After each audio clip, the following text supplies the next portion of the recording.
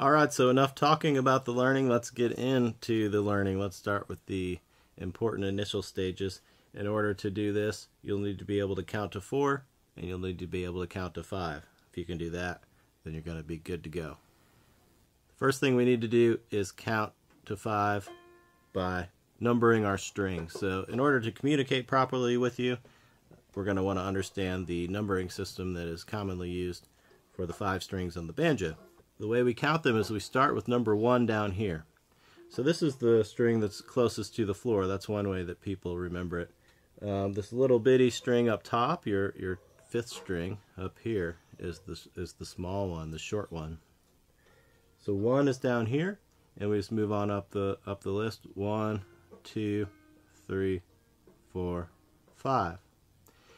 So when I ask you to do something with your first string, I'm talking about this string down here, not this one up here, right? First string, 5th string, and of course in between 2nd, 3rd, 4th, 5th. So you don't want to make the mistake of me asking you to play the 2nd string. You don't want to come down here and play your 4th string, which could only happen if you start counting from the wrong end.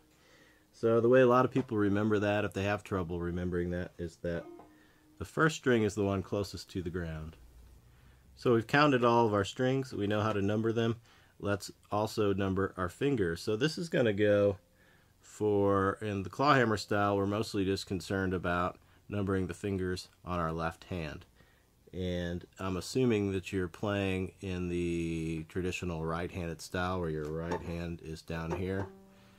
It's going to be striking the strings, and your left hand is going to be up here doing the fingering. Our left hand, we're going to number the fingers. Very simple. We start with the index finger, and that is number 1. So that should be pretty intuitive for you. And then we just go right down the line. So if I say first finger, I'm talking about your index.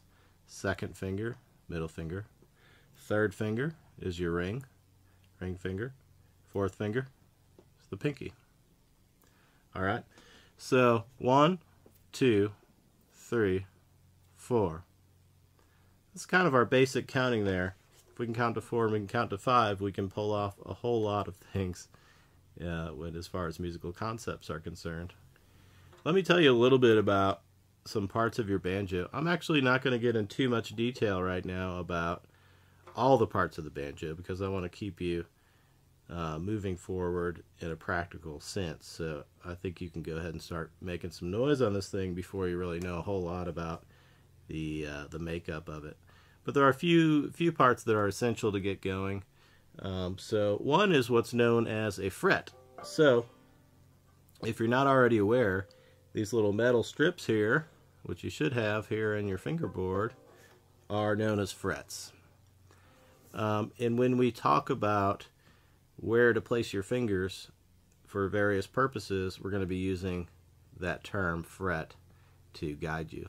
So I might ask you at some point to put your first finger on the first fret of the first string.